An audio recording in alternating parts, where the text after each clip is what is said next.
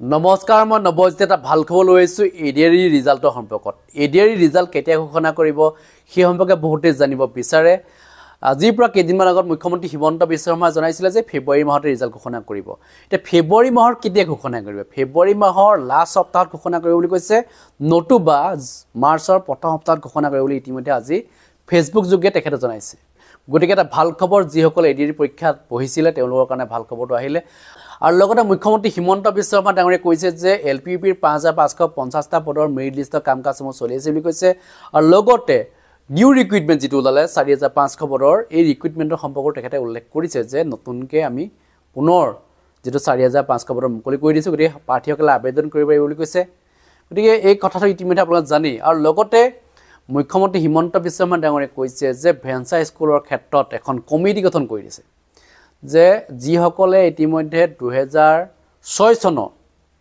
যেটো এটা issue date আছে যে 2006 চনৰ পূৰ্বে যিসমূহ ভেঞ্চাৰ শিক্ষানুষ্ঠান প্ৰতিষ্ঠা হৈছিল কিছুমান 6 চনৰ পিছত কিন্তু ইস্যু ডেটটো ধক পিছত দি দিলে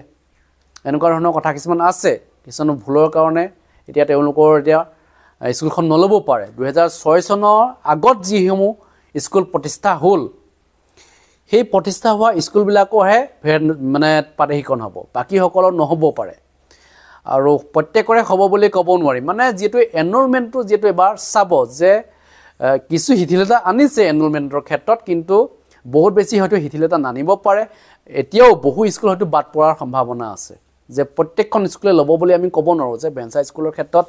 ভাল খবৰটো আহিছে বুলি আমি কৈছো হয় কিন্তু প্ৰত্যেকখন স্কুলে যে ল'ব এনেকুৱা নহয় গৰে তাৰ কাৰণে এখন কমিটি গঠন কৰিছে কমিটিখনে চাব যে তেওঁলোকৰ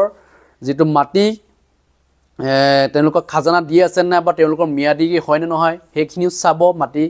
গতিকে কাগজ পত্ৰ তেওঁলোকৰ ক্লিয়াৰ আছে নাই হেখিনিও চাব তেওঁলোকৰ ইউডাইস নাম্বাৰটো আছে নে নাই প্ৰত্যেকখন বিদ্যালয়ৰ যেটো এটা ইউডাইস নাম্বাৰ থাকে গতিখিন নাম্বাৰ আছে নে চেক কৰিব গতিখিন ডকুমেন্ট চেক কৰাৰ পিছতে তেওঁলোকৰ বিদ্যালয়খন পাঠ্যক্ৰম হ'ব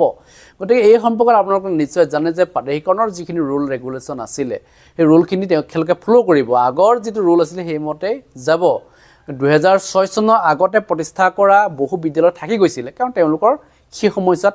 মানে এনৰলমেন্ট নাছিল কাৰণ তেওঁলোকক পাঠ্যক্ৰম কৰা হোৱা নাছিল হেসমূহ বিদ্যালয় গতি এইবাৰ যেটো পাঠ্যক্ৰমৰ আওতা হেসমূহ বিদ্যালয় লোৱা হ'ব কাৰণ তেওঁলোকৰ এনৰলমেন্ট বৃদ্ধি কৰিছে তেওঁলোকৰ যিখিনি কোৱালিফিকেশন লাগিছিল হেখিনি কোৱালিফিকেশন তেওঁলোকৰ আছে কিছুমান ধক সেই সময়ত কোৱালিফিকেশন নাথাকিব পাৰে তেওঁলোকৰ ডিএলএড বিএড কাৰবাৰ নাথাকিব পাৰে কিন্তু হেখিনি কোৱালিফিকেশন তেওঁলোকে অৰ্জন কৰিছে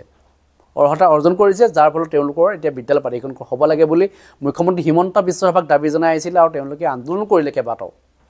আৰু অৱশেষত মুখ্যমন্ত্ৰী হিমন্ত বিশ্ব শৰ্মা ডাঙৰীয়ে এখন কমিটি গঠন কৰি তেওঁলোকৰ ক্ষেত্ৰত এই ভাল খবৰটো ঘোষণা কৰিছে বাকি যিসমূহ বিদ্যালয় বন্ধ হ'ল বা যিসমূহ বিদ্যালয় মাজতে এৰি দিলে সেইসমূহ বিদ্যালয় ক্ষেত্ৰত কোনো ধৰণৰ ষ্টেপ নলব পাৰে গতিকে এটা ভাল বেয়া খবৰ তেওঁলোকৰ কাৰণে মানে আহিব আৰু ভাল খবৰ যিসমূহ বিদ্যালয় এতিয়াও চলি আছে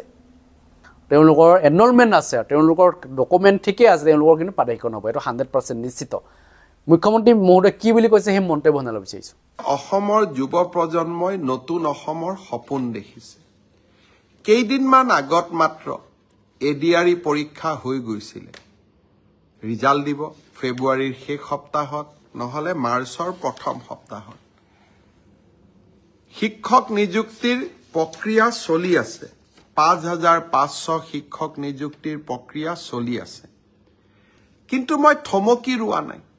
5500 নিযুক্তিৰ প্ৰক্ৰিয়া চলি থকাৰ সময়তে নতুনকৈ আকৌ 4500 পদৰ আমি বিজ্ঞাপন দিলো এটা এডিআৰই পৰীক্ষাৰ ফলাফল দিম আৰু লগে লগে নতুন পদৰো আমি বিজ্ঞাপন মুকলি কৰি দিম আহা স্তব্ধ হ'ব নোৱাৰে আমাৰ সপোনবিলাকক আমি পম খেদি থাকিম আৰু যিসকলে চৰকাৰী কৰ্মসংস্থাপন নাপাব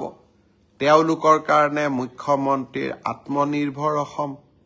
সেমি কণ্ডাক্টৰৰ দৰে অজস্ৰ উদ্যোগ আমি সকলোৰে বাবে